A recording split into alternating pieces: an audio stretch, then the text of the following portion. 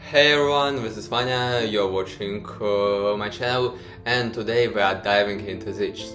As one of organizers of top-1 Siege clan, Matt, I will share some secrets, tips and management principles that were used to stay top-1. Plus, I will walk you through a quick breakdown of our latest matchup against Pandas. This guide is mainly aimed at players competing in Siege Leagues 6 to 8, where clan members have a decent champions pool and most our content in game is already cleared. But if you are lower leagues, it will be useful for you too. Let's start with how the system works. To win Siege, your clan needs to earn more points than your opponent. Points are awarded for capturing buildings.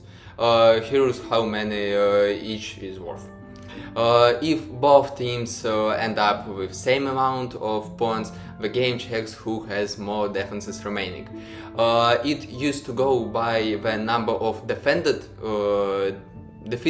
defenses, but they changed actually because of us. In one siege against IPR, we didn't restore any building, so when both sides cleared everything, we want you to having fewer remaining defenses. After that, the devs changed the rule. If points and remaining defenses are both equal, the final tiebreaker is based on the total number of turns used by champions in winning attacks. At the start of Siege, every clan member gets 3 defense scrolls. You can also assign a reserve defenses. Now let's break down attack scrolls, without considering replace for now. Your clan's total number of attack scrolls equal enemy defenses count plus 5. Everyone begins with 2 scrolls, and then extra scrolls are given out first to leader and 4 to deputies with highest player power, then to other deputies with lower power, then to officers also by power, and then to members without role. Prioritizations of first by role, second by account power. That's why, for example, Crypto doesn't need special role. His account already 100 million player power points, so he usually with 3 scrolls. But Husky, he has lower power, so without role he will usually will be just with 2 scrolls, so he has role.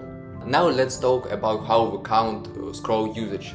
Since we have 5 more attacks scrolls than enemy defenses, that means we can afford to make 5 mistakes. A mistake or lost scroll is when more than one account is used to break down a single defense. For example, if player A wins using 1 attack plus 4 replace, that's not a mistake. But if player A attacks and loses, and then player B comes in and wins right after, that is a lost scroll. During the siege we track lost scrolls in real time, but it only becomes critical if we go over 5. That's when it can cost us the match. That wraps up the intro section. Now you are familiar with the core terminology and structure. First, you need to assign someone in your clan to be responsible for sieges, or form a small team. For us, it's Big Daddy, Fastening and myself. We also have a dedicated chat just for siege planning. Ideally, the person in charge should be someone who understands PvP meta well, is active in game and follows how clanmates' accounts are progressing. This includes checking summon screenshot in clan chat or looking at people's team setups in different content. Why is this important? mainly to distribute attack scrolls efficiently. In part 1 I explained how the scroll system works from a technical part. In practice, we are prioritizing giving extra scrolls to active players, especially those who regularly post PvP screenshots or plays in Platinum. We assign them roles to secure more scrolls. When it comes to defenses, ideally you want to know the champion pool of every account in your clan and have a good idea of the gear and relics. You can ask people directly for collection screenshot or if there is full trust, access to their accounts. But be careful and always verify people who ask you to share logins to avoid scams. Sometimes we also run polls. For example, after X2 on Nyamhe, I made a quick survey to check who pulled her. Using Google Forms is very convenient. Just create a form, ask for in-game names, then ask if they have, for example, champions like Marichka Taras or just Marichka, just Taras for banner post. Or, for example, you can ask the speed on main booster. So ask anything that you think is important for you. Then send it to clan and collect stats. After the scouting phase is done, we move to defense planning and setting priority matchups. First and foremost, post conditions. Let's rank them from best to worst based on how they play. General good condition is small champion pool, start race, usually it's speed, uses meta champions and ideally takes many turns too. Example, lizards. There is only one really working comp, it's really strong, it uses meta champion Lazarus and Sulfurion and it usually wins. Only issue, it doesn't take many turns. Of course, there are some exceptions and we will get them after. Faction conditions, rating by my experience. Banner lords, top tier with Marichka Taras, lots of turns, hard to beat. Nice. High elves, trash, no solid stone skin removal except Gautir, no good meta units except Gautir. Sacred Order, strong overlap of champions, good if you have an interesting idea and also all champions have interesting skill and you can make a good combo with them. Barbarians, it's weak only because of Armand's AI, it's too easy to trick. Also there is Tugonarak who counters Odin and counters Armands, so bad condition. Ogryn tribes, too easy to counter, so it's also poor condition, and just check the screen and you know. Only advantage, it takes many turns. Lizardmen, it top tier but very expensive to build. There is only one team with Lazarus, Sulfurion and Theox and Ramanto or second Lazarus. Yeah, it's ultra expensive defense, so I recommend it only if you have this perfect team. Skinwalkers, and without jokes, is best condition in my opinion, no joke. Excellent synergy between all champions, especially between Horse and faction unity guy who makes your champion play stunts. There is top boosters like Lorika, top damage dealers, Horse, Monkey, Mezzo, Rooster, Lion, so many different options. And supports like Uka. Works insanely well with relics. You can put Stormcaller on Marius, you can put Magma Heart on Uka, you can put Faction Wars relic on Lorika, and it will be perfect. Orcs. Good condition, requires smart combination and very hard to counter, also takes many turn. Great condition. Demons, also very good, but you need to build smart comps. I don't want to share how to build it, but if you know, you know. Good condition. Undead, it's decent. The main advantage is huge toward losing on this one, but you're forced to use UDK because if you don't use UDK, it will be too easy to solo Rotos it. So yeah, Dark Elves, and never really figured out it.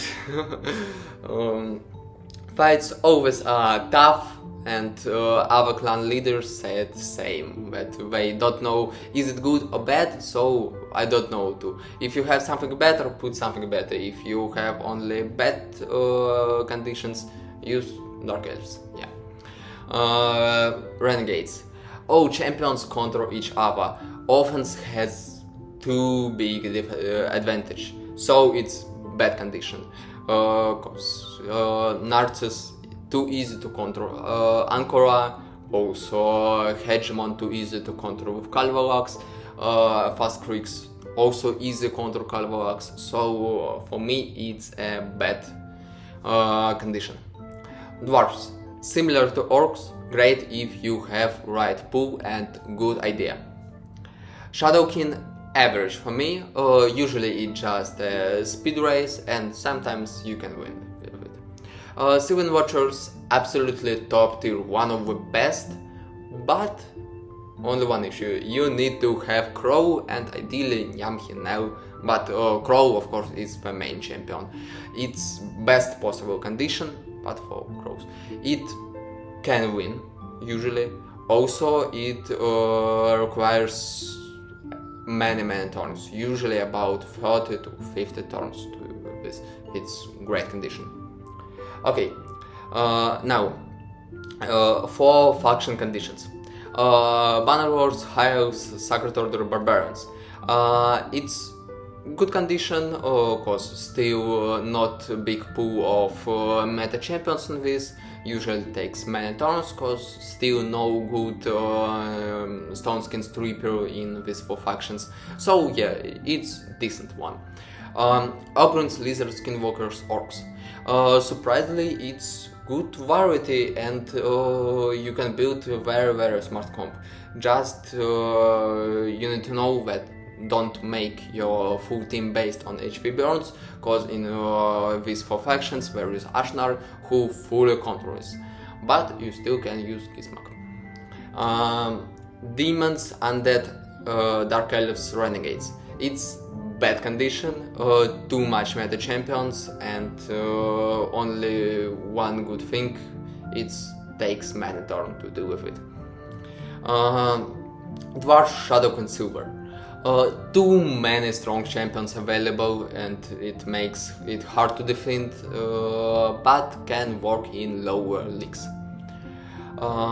Let's go over the elemental conditions first. Void, never pick this. It's one of the worst conditions. There are too many meta void comps, for example this one, they are too good.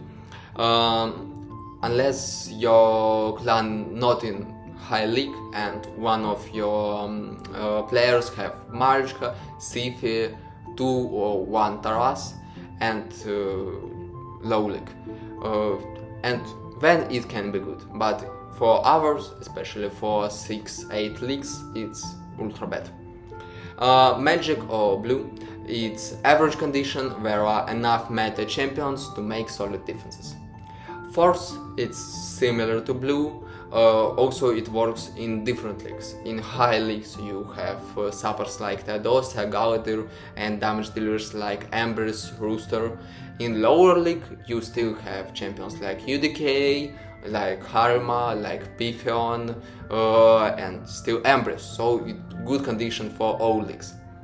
Spirit, recently one of the stronger conditions, yeah, especially for us.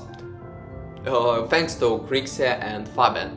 In lower leagues it's excellent because it forces players to rely on Fabian, and Fabian is the best champion in game on not crazy account. Yeah. On late tech champions, strong thanks to mythical champions like Lazarus, like Crow, like Siegfried, are both good DPS champion and also really good supports with revive. So yeah, attack is a good condition. Defense slightly better, plenty of meta champions, and some of them like Horse with Stormcaller is ultra great. Also champions like Androck, Rooster, Nyamhyo, they are all playing fair, so it takes decent turns, easy to lose against with one, especially with Stormcaller Horse. HP. Great unless you are in top tier clan. In top tier clans people have enough mythicals to deal with it, but if you are in not ultra well clan, it's really good condition playing against not super well clan, cause you can just make ultra fast arbais when Commandus, Gizmak, Crow, and opponent will be struggling to when dealing with it. Support below average, too many possible champions make it inconsistent. And last one, rarity based conditions. Legendary works only in first league of Siege. Beyond that, it's the worst possible condition due to the massive champion pool. Almost all champions in the game are legendary, so it's too easy to counter that. Epics slightly better, but still too many options, and this is the problem. Rares. Here's the secret about what I was talking before. Right now, rares are the top 1 best conditions. Why? Not because their champions are good, they are mostly trash. Also, their blessings are trash, their skills are trash, their stats are trash. So why? Because of mythical relics. Now many relics have a lot of mythical relics. So when they are putting them on rares became extremely strong with them. They just adding like extra passive skill. Just imagine Stormcaller on A1 AoE champions and Magma Shield on supports, and I forgot how it names, but relic that makes all attacks not critical under some HP. It's also ultra good on rare condition. So yeah, it's the reason why after 1.5 years of Zichen game, rares finally became strong. Special conditions. Immunities like immune to sheep, immune to tormentor control, or immune to lockout are just bad. They don't change anything and opponents can run whatever they want against them, so it's bad condition. This info is accurate as of this video, but with new champion releases things can shift. Still, the key factors remain: size of champion pool in condition, meta strength of these champs, internal synergy between them, wherever they counter each other, ability to remove stone skin also important, and turn count, of course. Okay, now let's go to post prioritization.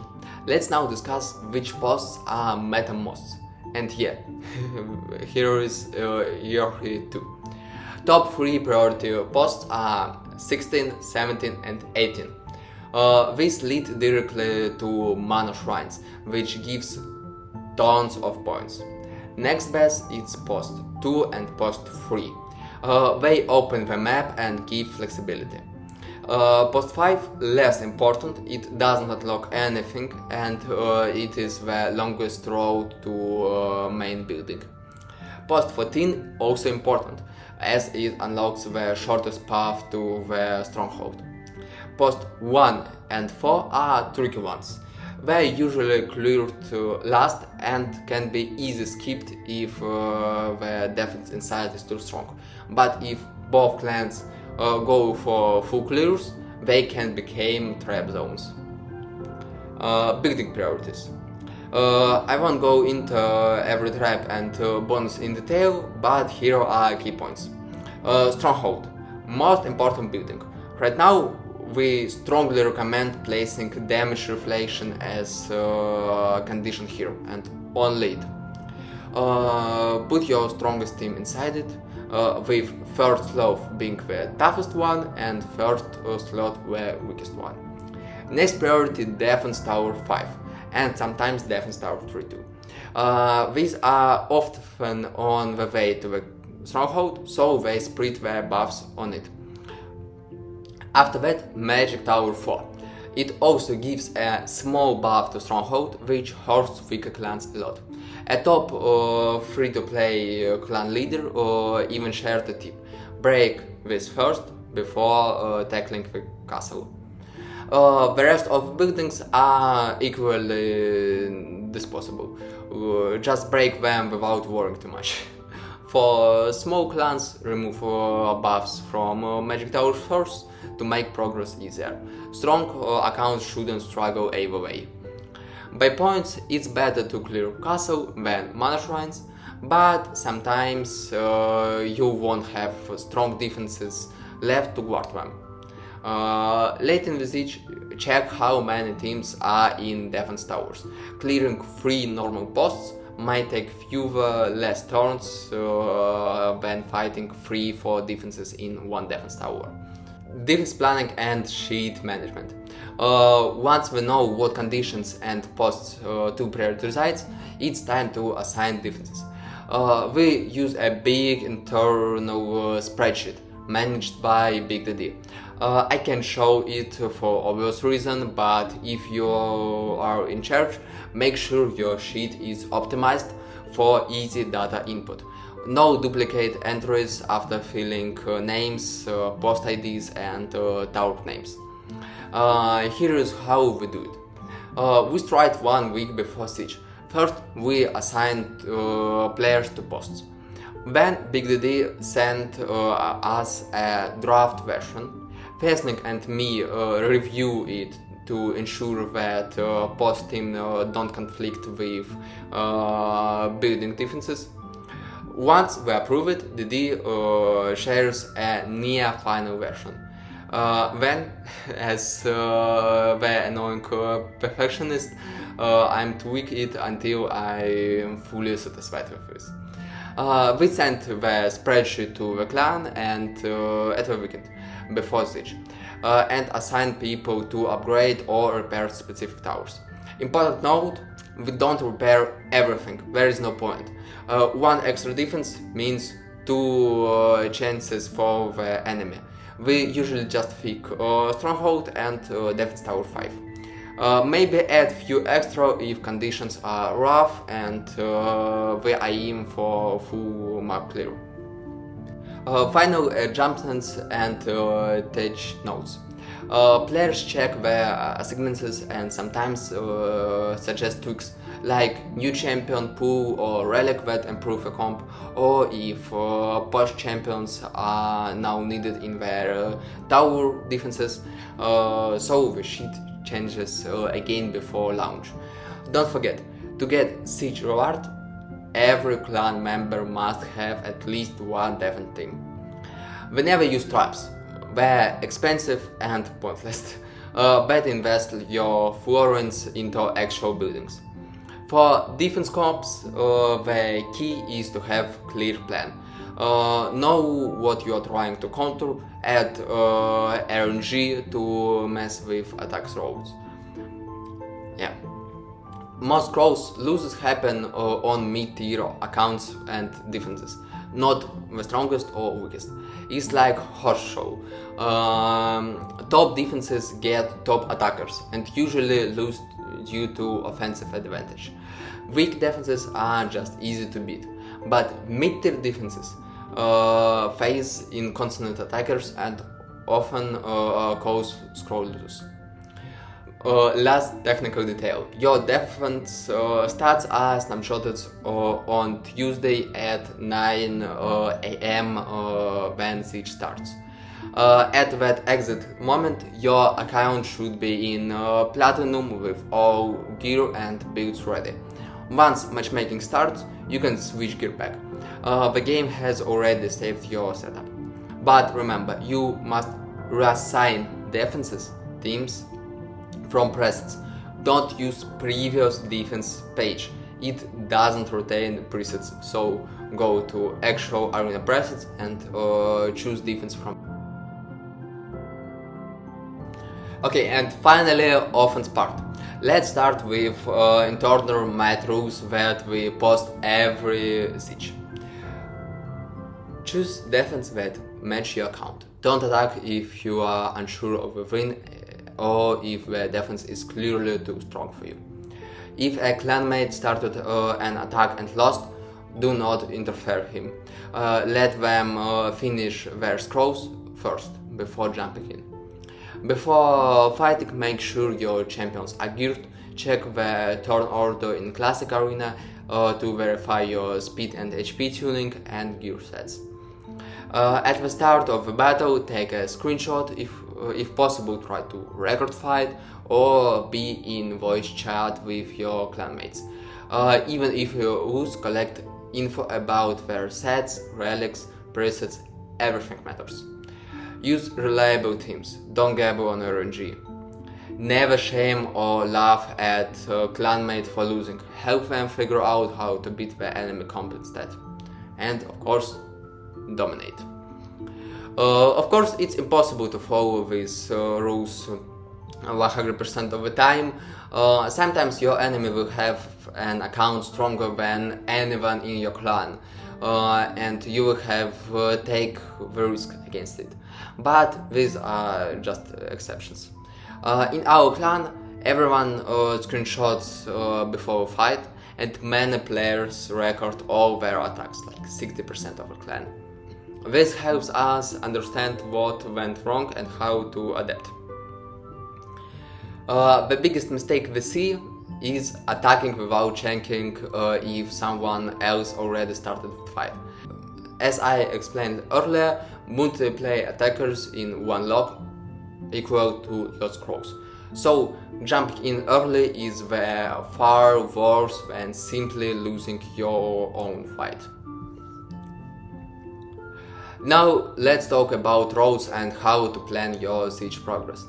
Start with the path to the stronghold.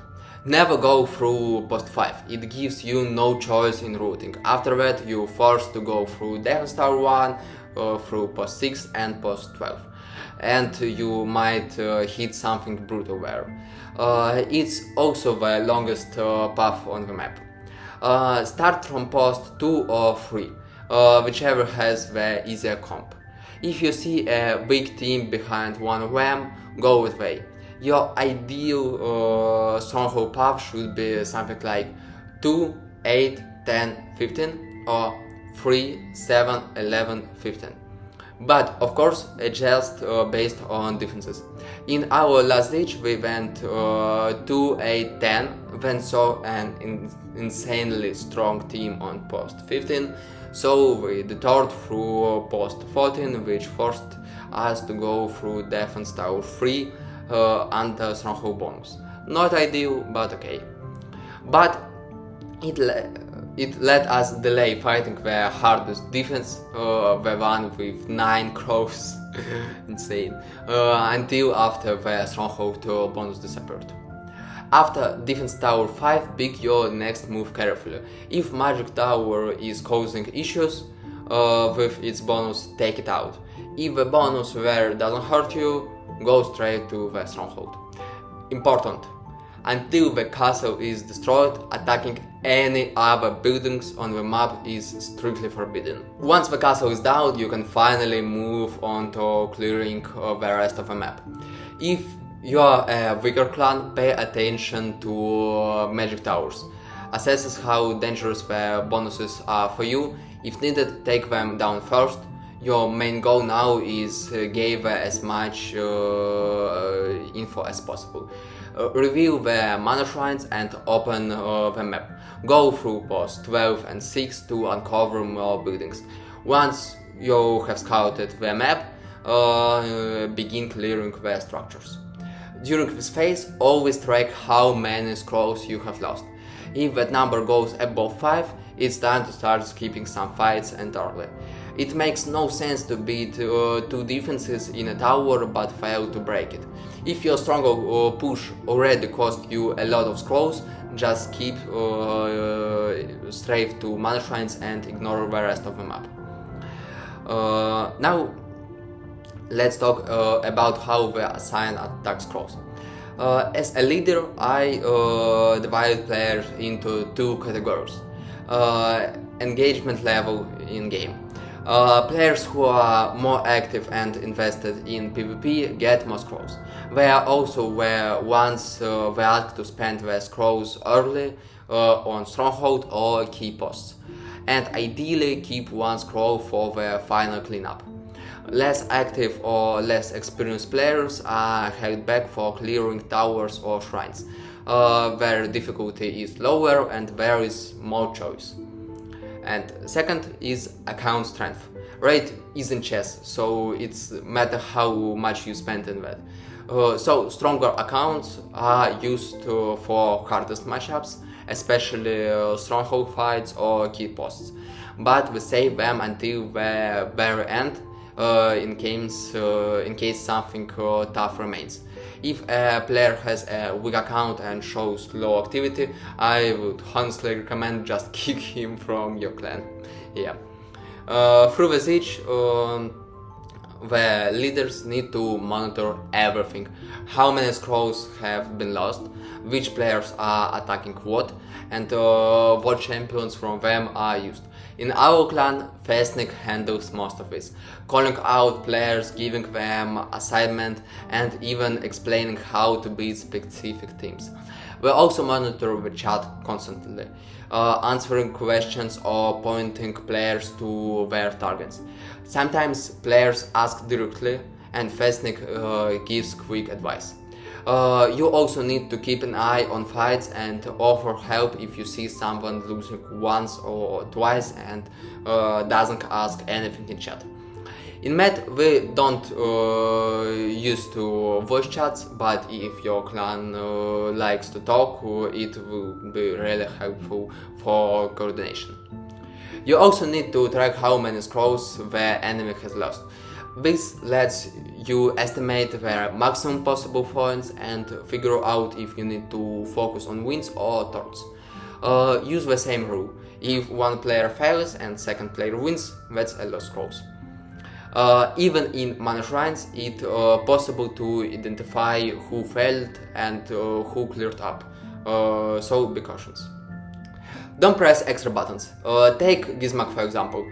Most players open with A3 before swap form, but usually you don't need. If you see that you can kill even without these buffs, just swap form and kill. It will save you one turn. Same with team building. Don't bring a speed booster if your second champion is already faster than enemy. For example, if your comp is Arbiter, Yumika, Horse, Yumika usually will go first anyway, so just drop Arbiter, use Yumika to reset, observe how enemy using base attacks, and then Horse can kill it, so you will save one turn. Also, don't just attack with solo champion, always go with 4 champions. But if you are, cause sometimes you need to worry about revive or swift parry, and you need to run something safe. For example, Lydia or Rotos.